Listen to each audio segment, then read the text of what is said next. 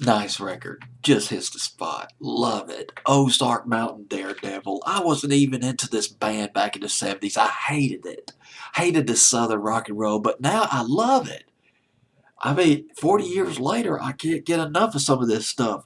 Ozark Mountain Daredevil, if I only knew, a Lost 45 from Billboard's Hot 100, the week of February 21st, 1976. Ozark Mountain Daredevil, they formed back in 1972. They're from Missouri. One of the first places they had performed at was a venue called the Cowtown Ballroom. This was in Kansas City. They performed there in early '73. A few weeks later, they did another performance at the Cowtown Ballroom, along with Brewer and Shipley. Remember, one took over the line. They did a show with Brewer and Shipley, and London Wainwright, this third or second, he performed there. The guy who did Dead Skunk in the Middle of the Road back in '73. So that must have been something else. And actually, not long after this concert, they got a major deal, with A&M Records, run by Jerry Moss and Herb Albert.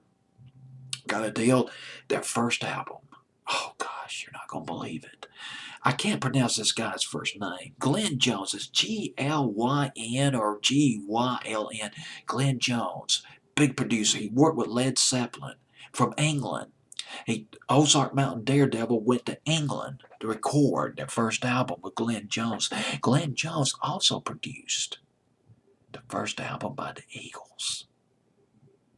Yes, Take It Easy by the Eagles, the quintessential California song, not recorded anywhere near Los Angeles.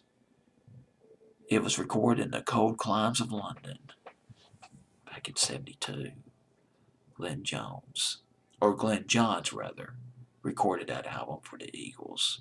And I believe he also recorded their second album, which included Desperado and Tequila Sunrise, but don't quote me on that. Anyway, let's go to the third album by the Ozark Mountain Daredevil. It's called the Car Over the Lake album. This was recorded in Nashville, Tennessee. This album was a letdown, did not produce any hits. The only hit it produces If I Only Knew. But let me back up a little bit. Jackie Blue, they were best known for Jackie Blue. That was just all over the board back in the spring of '75, winter spring of '75. It was all about Jackie Blue. A lot of people who grew up in the '70s considered Jackie Blue just an integral part of their soundtrack, like Born to Run by Bruce Springsteen or Lady by Styx.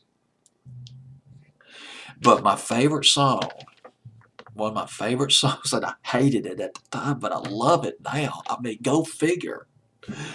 The song that they did back in the spring and summer of 1974, If You Want to Get to Heaven, You Gotta Raise a Little Hell. Yes, that was some classic Southern rock. I hated it at the time, but now I'm like, man, what a brilliant record. I was thinking, man, this is just a dumbass redneck record. I don't think that anymore. It's a great Southern rock and roll record. Man, I have to apologize for thinking that back in the day. But I was young and I was stupid. What can I say? But now we get to 1976.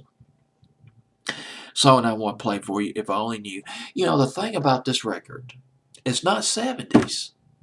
There's a little bit of guitar playing. There's a little guitar fuzz that's definitely got its feet in the '70s.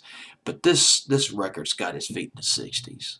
This sounds like a very laid-back Lovin' Spoonful, Box Tops, Critters record.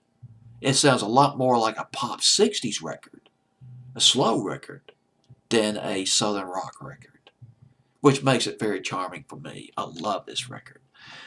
Well, here it is, but the thing about this record is it only got as high as number 65. Did not make top 40. You probably don't even remember the record. You might not.